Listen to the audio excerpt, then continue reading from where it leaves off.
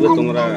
জল আর জঙ্গলে ঘেরা সুন্দরবন, জলে কুমির, ডাঙায় বাঘ, যেখানে রয়েছে প্রকৃতির অপার সৌন্দর্য।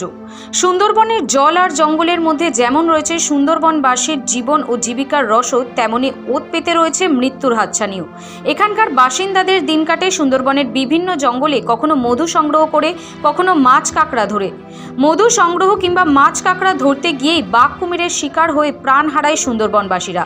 কয়েক বছরের মধ্যে বাঘ ও কুমিরের আক্রমণের শিকার হয়েছেন 22 জন, তার মধ্যে 14 জনের মৃত্যু হয়েছে, নিখোঁজ 3 জন। বাঘের সঙ্গে লড়াই করে বাড়ি ফিরেছেন 5 জন। সম্প্রতি 13 বছরের এক নাবালককে কুমির নিয়ে গেছে, এখনো তার মৃতদেহ পাওয়া যায়নি বলেই জানা গেছে।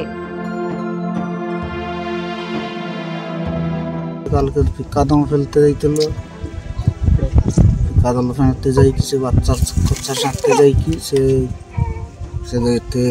দড়িয়ে লাগিয়ে কি সে জলের নামে কি দাবালিলি যে কাটতে যাইছিল, সে নাকি কুমির মেন সাটকা মারছিল। তারপরে সে তো অনেকক্ষণ চিৎকার একটা ইয়ে করি কি মা বাবাকে ডাকি সে তো কুমিরলি পড়েনি। সুন্দরবনের প্রত্যন্ত এলাকা পাথর প্রতিমার জি প্লট, যেখানে শুধু ছোট্ট একটি গ্রাম সত্যদাসপুর। এই গ্রামে প্রায় 90% আদিবাসীর বাস।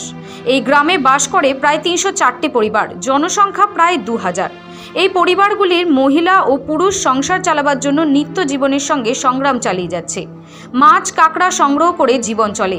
এখানকার স্থানীয় বাসিন্দাদের অভিযোগ, সরকার তাদের দিকে তাকাচ্ছে না। যদি আদিবাসী সমাজের জন্য রয়েছে নানা রকম সুযোগ সুবিধা, কিন্তু সেসব শুধু কাগজ কলমে। পেট চলে না, বাধ্য যেতে হয়। কি জন্য যাবো? তাহলে পেটের কি না খাইয়ে দেয় কি আমি কি মরবো? আমানকার জায়গা জমিন কোথায় নাই, সেই মধু ভাঙা, কাঁকড়া ধরা, আর কি আছে? আর মতন যাবার মতন আমানকার কোনো পথ না। সরকারিতা থাকতে না কি দেখে কিছু। গ্রামবাসীদের অভিযোগ, সরকারি সুযোগ সুবিধা তারা কিছু পান না। অবশ্য এই অভিযোগ অস্বীকার করেছেন পঞ্চায়েতের উপপ্রধান আশিস কুমার বর্মন। আদিবাসী পল্লীর সমস্ত জনসাধারণকে বারবার আমরা অ্যাওয়ারনেসের মধ্যে আওতায় নিয়ে এসেছি, কিন্তু কোনোভাবেই তাদেরকে বারবার বলা সত্ত্বেও তারা কিন্তু আমাদের কথাগুলো বারবার করে মেনে চলছে না। সরকারিভাবে যত রকম সাহায্য সহযোগিতা আছে সব সহযোগিতাগুলো আমরা প্রদান করি। সরকারি সাহায্য সব সাহায্যই পাচ্ছে, কোন সাহায্য পাচ্ছে না? যে কোনো ধরনের সাহায্য, সব ধরনের সাহায্য পাচ্ছে।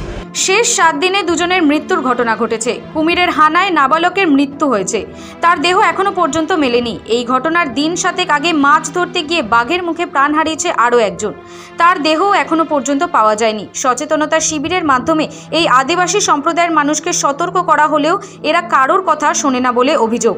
দক্ষিণ 24 পরগনা থেকে জাহিদ মিস্ত্রির রিপোর্ট, সময় কলকাতা।